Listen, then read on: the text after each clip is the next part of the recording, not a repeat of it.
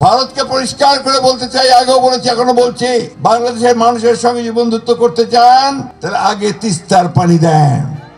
বিএনপির মহাসচিব মির্জা ফখরুল ইসলাম আলমগীর বলেছেন, ভারতকে পরিষ্কার করে বলতে চাই, বাংলাদেশের মানুষের সঙ্গে যদি বন্ধুত্ব করতে চান আগে তিস্তার পানি দেন, সীমান্ত হত্যা বন্ধ করেন। একথা আগেও বলেছি, এখনও বলছি। সোমবার বিকালে লালমনিরহাট সদর উপজেলার তিস্তা রেল সেতু এলাকায় জাগো বাহে তিস্তা বাঁচাই স্লোগানে তিস্তা নদী রক্ষা আন্দোলনের ৪৮ ঘণ্টার অবস্থান কর্মসূচির উদ্বোধনকালে প্রধান অতিথির বক্তব্যে মির্জা ফখরুল ইসলাম এসব কথা বলেন।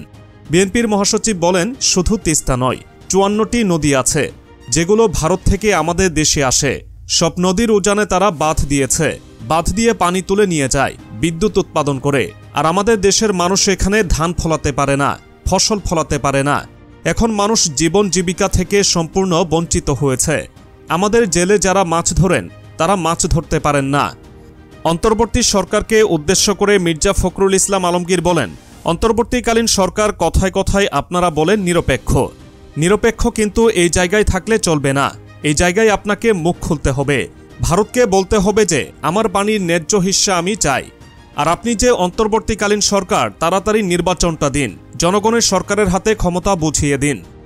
তিস্তা নদী রক্ষা আন্দোলনের প্রধান বিএনপির কার্যনির্বাহী কমিটির সাংগঠনিক সম্পাদক সাবেক উপমন্ত্রী আসাদুল হাবিব দলুর সভাপতিত্বে উদ্বোধনী দিনে বিশেষ অতিথির বক্তব্য রাখেন বিএনপির ভাইস চেয়ারম্যান শামসুজ্জামান দুদু।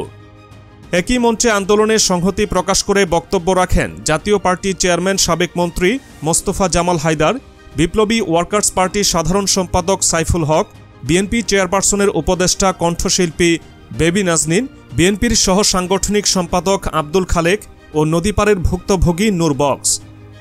সমাবেশের বিভিন্ন পয়েন্টে পৃথকভাবে অতিথি হিসেবে উপস্থিত ছিলেন বিএনপির স্থায়ী কমিটির সদস্য গয়েশ্বর চন্দ্র রায়, আমির খসরু মাহমুদ চৌধুরী, ইকবাল হাসান মাহমুদ টুকু, অবসরপ্রাপ্ত মেজর হাফিজউদ্দিন আহমেদ বীর বিক্রম, বিএনপির ভাইস চেয়ারম্যান বরকতুল্লাহ বুলু এবং গণসংহতি আন্দোলনের প্রধান সমন্বয়ক জুনায়েদ সাকি।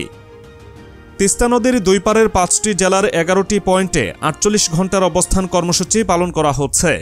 লালমনিরহাট, রংপুর, নীলফামারী, গাইবান্ধা ও কুড়িগ্রাম জেলার ১১টি পয়েন্টে করা হয়েছে মঞ্চ ও থাকার ব্যবস্থা। তিস্তাপাড়ের মানুষ তাদের দাবি আদায় করতে টানা ৪৮ ঘণ্টা কর্মসূচি পালন করছেন।